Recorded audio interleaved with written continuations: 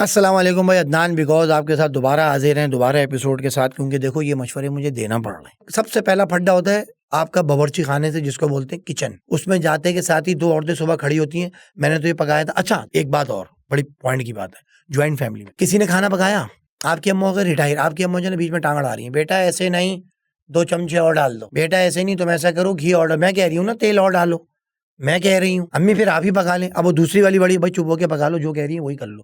वो जबल टसल में बन गया। मर्द हजरात जो घर के हैं वो चुप करके खाना खा रहे हैं। चुप करके क्यों खा रहे हैं भाई? अगर किसी ने पूछा कि ये किसने बनाया है तो उसका काम हो गया। क्यों? क्योंकि बड़ी वाली की बीवी ने बनाया तो वो सालन सारा फेंका, छोटे वाली के बनाया इसमें जायका है, अम्मा ने बनाया तो अब वो तीनों पूछती हैं क्यों, तो वो डर के मारे बैठे ही रहता है, बोलता नहीं मैं तो ऐसे ही पूछ रहा था। अच्छा है ना?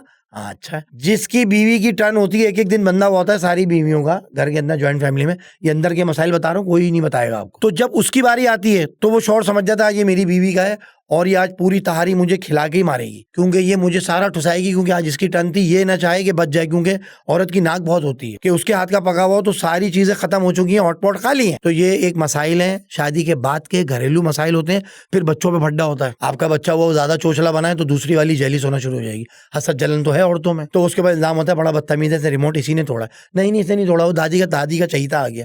तो घर में जो इख्तलाफात होते हैं, जो सेपरेशन होती है, जो घर छोड़ के जाया जाता है, वो यही बातें होती हैं। उसके बाद क्या हुआ, मिसाल के तौर पे आप सुबह जल्दी उठ गए, आपके ससुर साहब जो हैं वो टहल रहे हैं, खुद तो बीवी से गर्म रोटी मिली नहीं, बहू से कहते हैं बहू मैं गर्म रोटी खाता हूँ, खुद की बीवी सो रही है।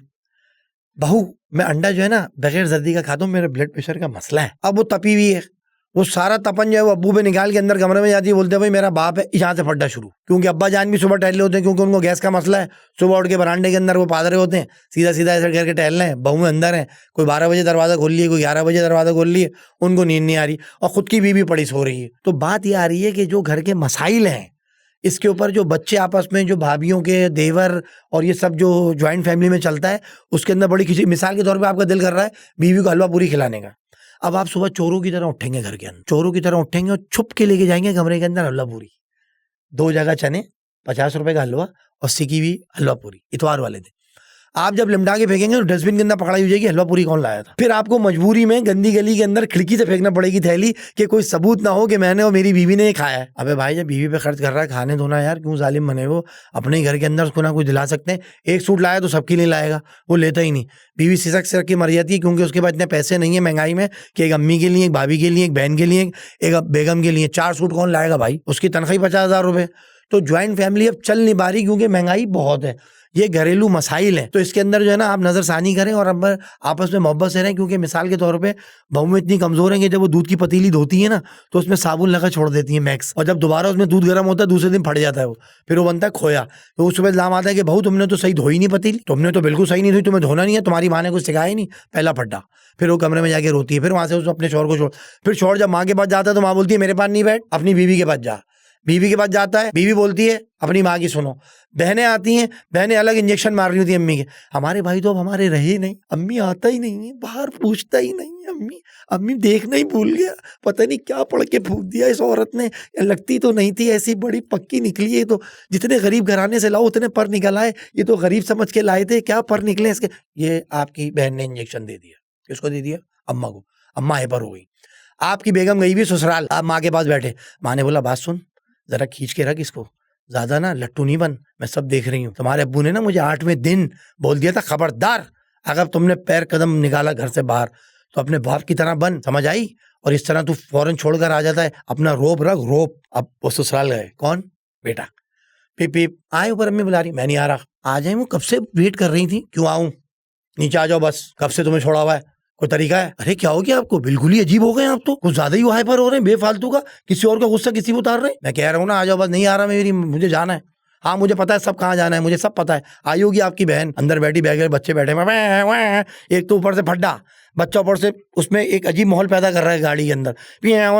एक ये बिल्कुल बाप पे गया, चुपी नस्ल ही ऐसी है, ओए नस्ल पे नहीं जाना मेरी, मेरे बाप को नहीं बोलना कुछ। आप स्पीड ब्रेकर आए, स्पीड ब्रेकर से घुल जाए गाड़ी, दौड़ और गजरे ले लो। अच्छा सिग्नल के ऊपर गजरे वाले भी आए, इस माहौल के अंदर गजरे कौन लेगा? आप मुझे ये बताएं भाई, मेरा फड्डा चल रहा है, ईद के चौथे दिन आ गए, वहां से आए, बेगम ने अम्मा ने वहां से इंजेक्शन मार के छोड़ा है, बड़ा हैवी, एंड जो घोड़ों के लगते हैं ना वो इंजेक्शन मारा है, क्योंकि बेगम तो थी नहीं, बेगम ससुराल गई हुई थी, अब अम्मा ने मार दिया एंटीबायोटिक खतरनाक, मैं गया वहाँ फर्राता हुआ, वहाँ से उसकी माँ ने मारा हुआ है कि तू नौकरानी नहीं है, बस जितना उतना करना बेटा, तुम्हें 20 साल पा रहा है। फिर वहाँ उनकी माँ ने मारा एंटीबायोटिक, लेकिन हमारा जो एंटीबायोटिक था वो उसकी माँ से ज्यादा खौफनाक था, क्योंकि ये बेटे वाले हैं, वो बेटी वाली है, तो उसमें आजिज़ी है। बेटा थोड़ा गुजारा कर लो, दर गुजर किया करो बेटा, चुप कर लो, अल्लाह सिला देगा। ये सास का इंजेक्शन है। हमारा वाला क्या है, छोड़ दे 10 खड़े तेरे लिए और दूसरी करा दूंगी, तो किसी से कम है क्या? अभी वह कोई नशा करता है तो तुझमें कोई ऐब है? नहीं अम्मी फिक्र नहीं कर, जाने दे, मैं कराऊंगी तेरी दूसरी। है अम्मी दूसरी? तू जिसकी बोलेगा उससे कराऊंगी।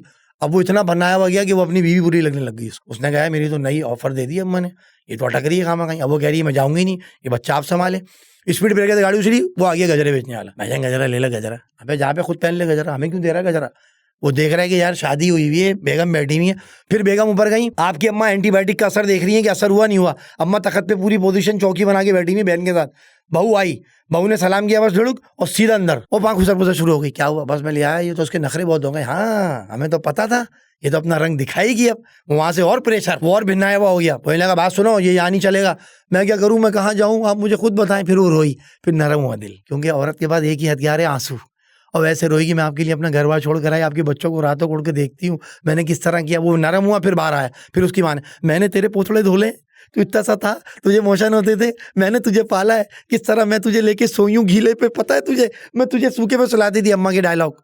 फिर वहां नरम, उसकी नसें ऐसे ऐसे हो रही, शौहर की नसें ऐसे ऐसे हो रही। उधर माँ के पास गया, उसने अपना बचपन एक्सप्लेन करा दिया कि मैं तुझे घी पे रोटी लगा के देती थी, याद है, तू यहाँ बैठ के खाना खाता था, यहाँ बिठा के खिलाती थी। अम्मी हाँ। अंदर गए, मैं आपके बच्चों को देख रही हूँ, नौकरानी बनी हुई, मेरे हाथ फट गए, जूना घुस गया यहाँ पर, मैं इंसान नहीं हूँ।